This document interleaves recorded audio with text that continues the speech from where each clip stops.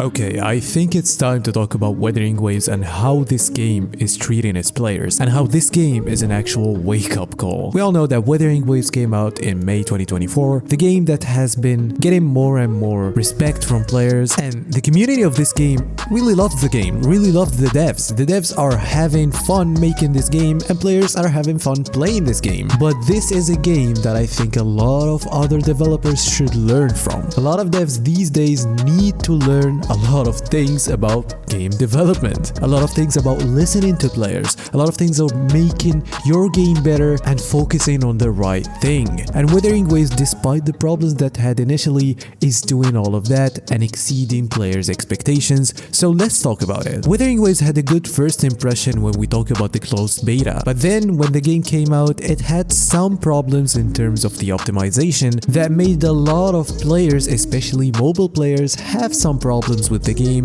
and how it runs. So people didn't have the ability to have fun in the game. So despite the qualities of this game, a lot of people couldn't play the game, couldn't have fun. So the criticism for the game was understandable from these people. But the thing is, Kuro Games made immediate action, and that's the first thing that we want to talk about: listening to players and taking immediate action just once a problem happens. And no matter how major this problem is, you try to listen and change your game to the better. So what the Wuthering Waves devs did in this situation is immediately started updating the game almost every day to make it more and more optimized, and in the same time giving rewards to the players that are unexpected, like a free 5-star character and a lot of polls. But that was just a temporary thing. They just gave something to stop the crowd and make the players a little happier.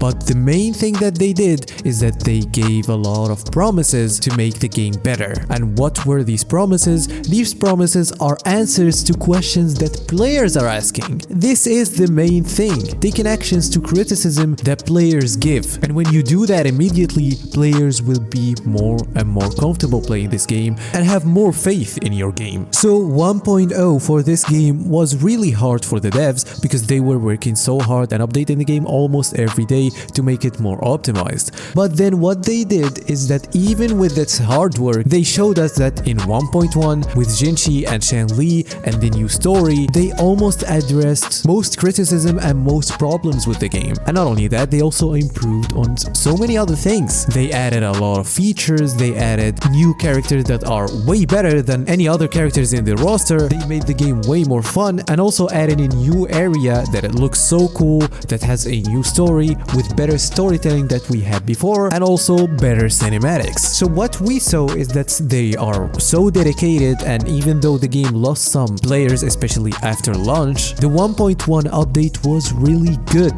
They really knew what they were doing there. But then 1.2 came out, the update that has so many good changes, but it didn't have a lot of content to do. And it was very long, but to compensate players, they gave one of the most broken characters in the game just for free. He just came out for literally nothing. It's not the anniversary, the game didn't win any award, and we already got a free 5-star that is limited after getting like 3 free 5 stars immediately just from playing the game. So even with this rough patch, the game stayed in a healthy state until we got to 1.3 and we started seeing another step up with the game. Like, the game is keeping on improving and improving non-stop, and we got the story of Shorekeeper. The story that was very good and had so many good cinematics that people were shocked. Like, this is Wuthering Waves. Like, the start, if you compare the first story quest with this story quest in just 2 versions, it's like another game.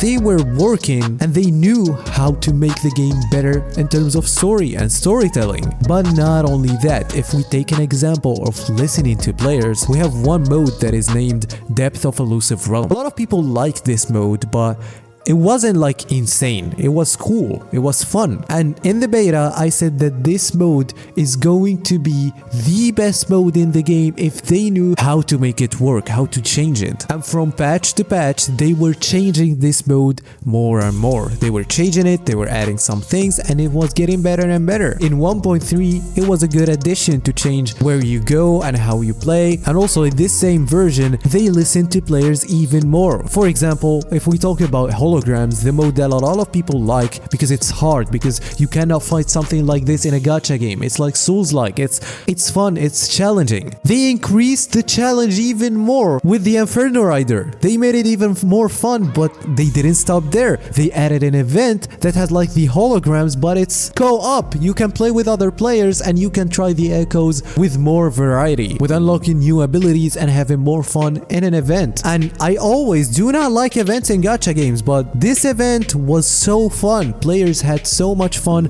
playing co-op, playing multiplayer in Wuthering Waves, and then doing some challenging content that has some good rewards. But the main thing that I want to talk about is 1.4, the current version of the game.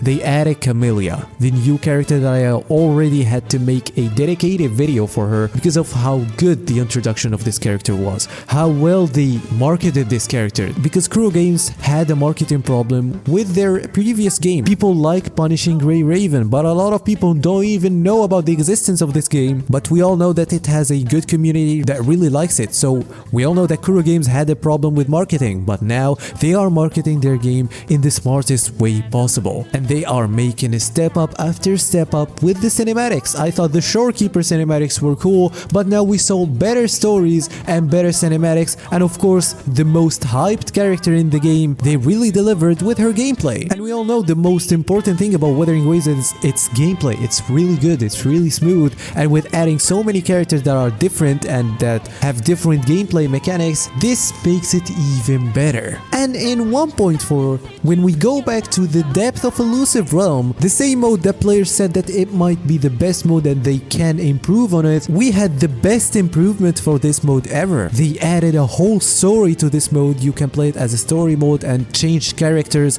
and have more POVs, but the most important thing is that they added a whole new mechanic in the game. You can use more than one ultimate with a character and then have two different ultimates together, blended together to get a new move. And they said that they are trying this in this new mode so that they might even make it a feature in the whole game. This is a really important thing. This is a really good thing. They try something in the game to see what players think about it, and then they add it because they know how to listen to players. It didn't stop here. 1.4 had a lot of good things, like using double of your stamina, adding a lot of other quality of life changes that makes the game way more fun and has way less overwhelming things to do. All of that together is still mixed with a lot of generosity from the game. The game was nominated for the best mobile game of the year in the Game Awards, and what they did was, on the day of nomination, they just gave 1,000 asteroids, which takes me again to the devs. The game has its problems, the devs go ahead and acknowledge it, even with video, and they say, yes, the game has its problem. We are still not happy with the current situation of the game. We want it to get better, and this makes players even more excited about the game. And just after the 1.4, they just dropped the announcement for 2.0. They even teased that this version is going to be way bigger than 1.4. It's going to change the game forever. Not only that, they also said that the game is coming to PS5 at the start of 2025. So all of that spiked the popularity of Wuthering Waves even more and made players really like the game even more. They are hardworking. We are seeing that they're making a better product every single version. But then people can look at the revenue of the game and say, yeah, the revenue isn't like Genshin Impact or Honkai Star Rail, and even the devs said that we don't care about the revenue if we can survive and make the product and market the product and have some profit from it. We don't have to make $1 billion to make a good project. And also, if this proves something, is that the game, you don't even need to spend like thousands of dollars to have fun. The game is keeping on giving players so much free stuff, so much free characters,